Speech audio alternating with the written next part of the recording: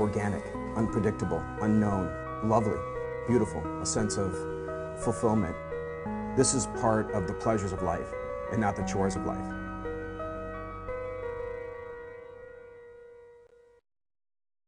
Coming up tonight on Daily Iowan TV, what do UI transplant patients have to do with Earth Day? Find out next.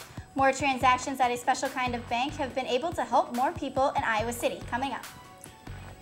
Tonight we catch up with the Iowa football assistant coaches Greg Davis and Phil Parker. That's coming up in sports. And we're going to bring you all of that and more. You're with Daily Iowan TV.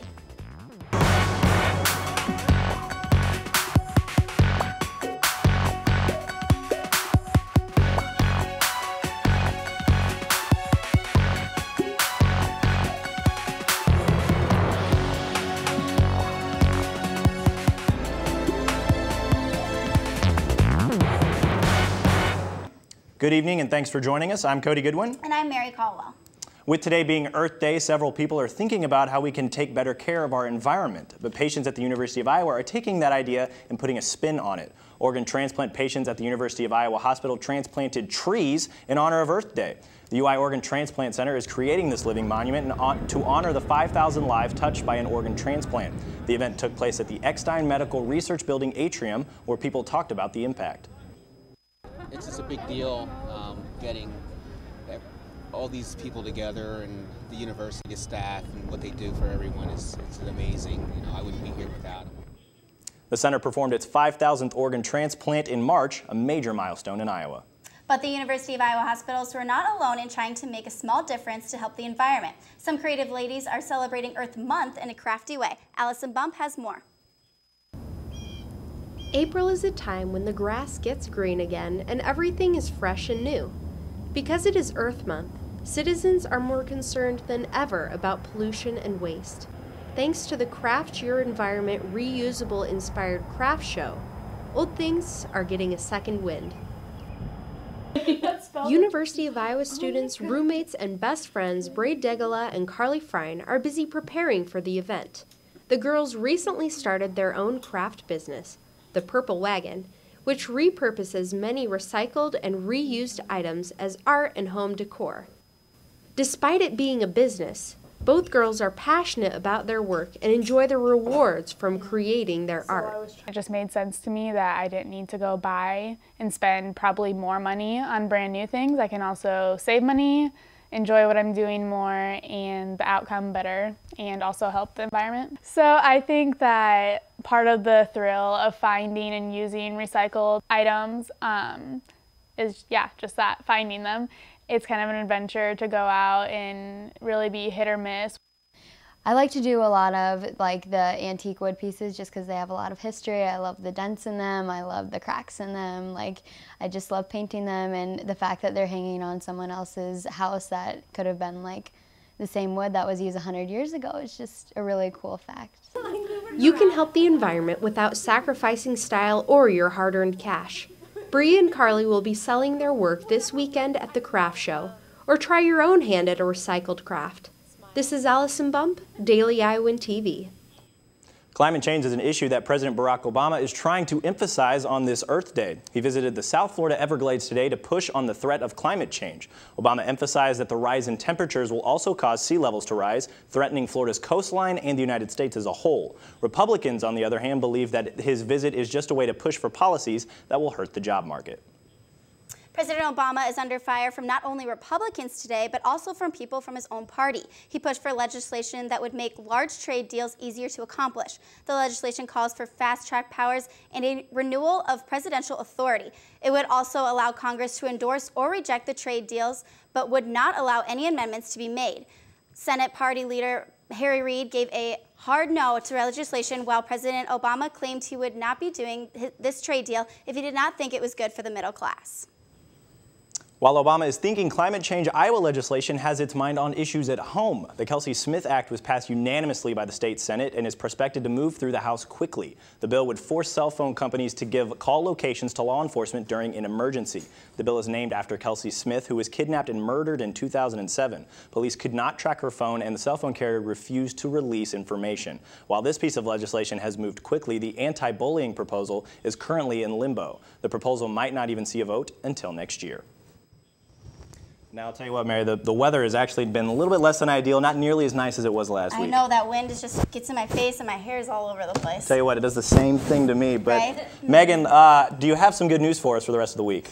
Unfortunately, it looks like a lot of rain is coming our way here in Iowa City, but on the sunnier side of things, it looks like a clear day tomorrow.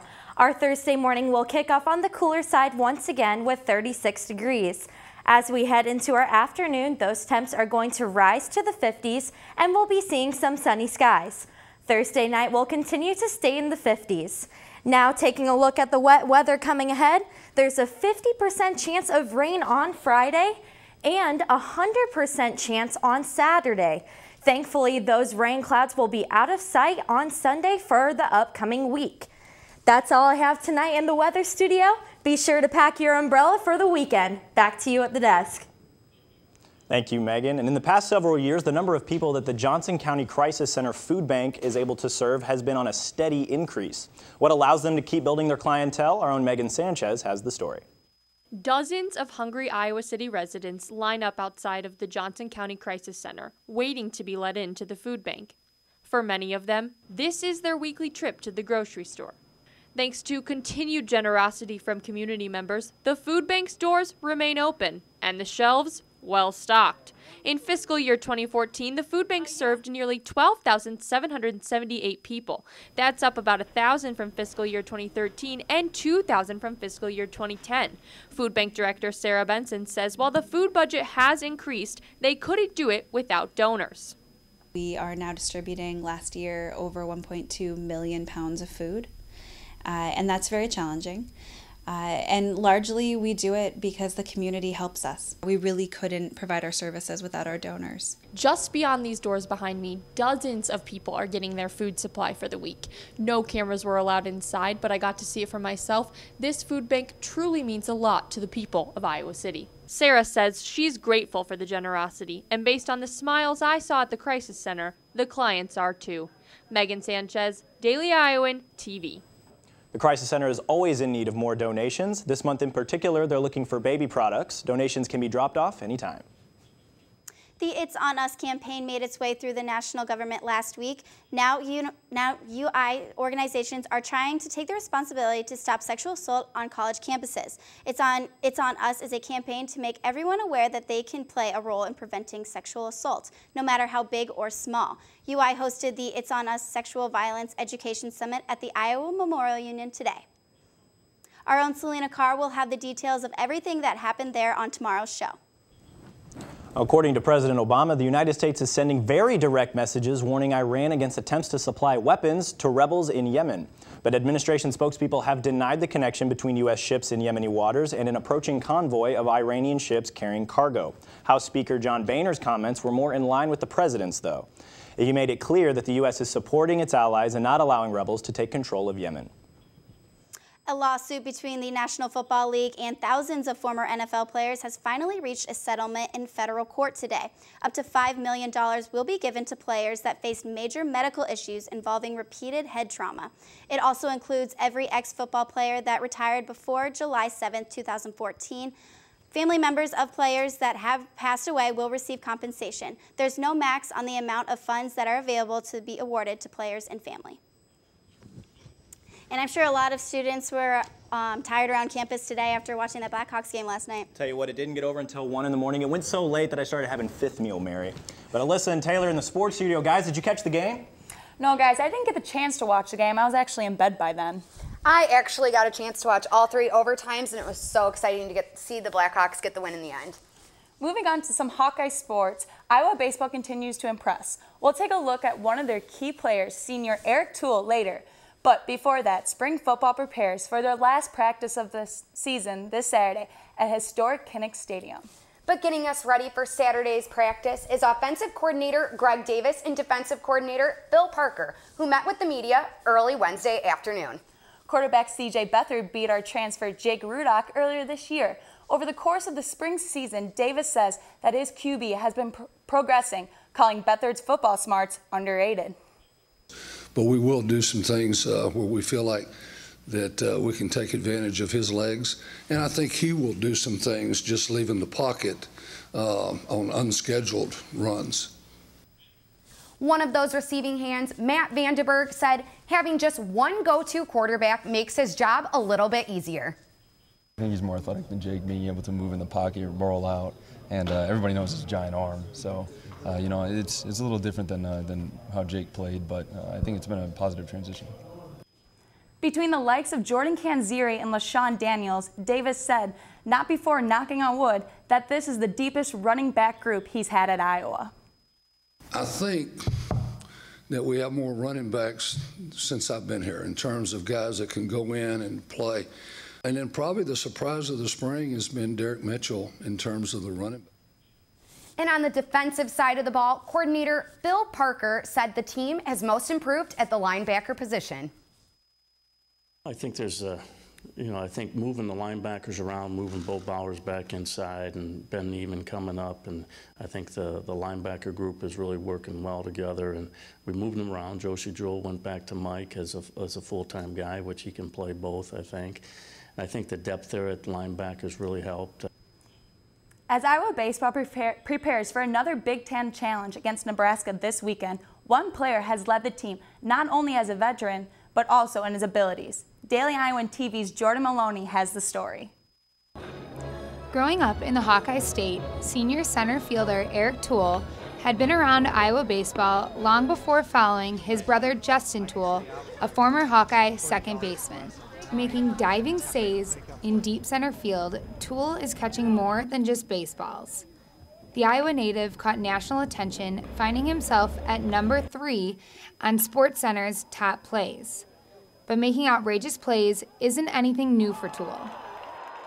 You know, I hope to make those plays. Sometimes there's a little bit of luck involved, right timing, right route, but you know, I expect myself to make plays like that. But diving catches aren't the only thing drawing attention to the senior center fielder. Out of 37 games the Hawkeyes have played this season, Eric Toole has made it to base safely in 35 of them. There is no question of Toole's leadership for the team. Not only does he lead off the batting order, but leads the team this season in runs, hits, doubles, total bases, and steals. Earlier in the season, he was named Big Ten Player of the Week and currently leads the conference in steals. Our offense is coming around. I don't think we've hit our stride yet, but it's been a lot better since Eric Toole and Jake Mangler are really picking it up. With his strength at bat this season, Toole recently became the 9th player in school history to join the 200 club. While this record-setting season is the last of his Iowa career, Eric Toole will always be a Hawkeye.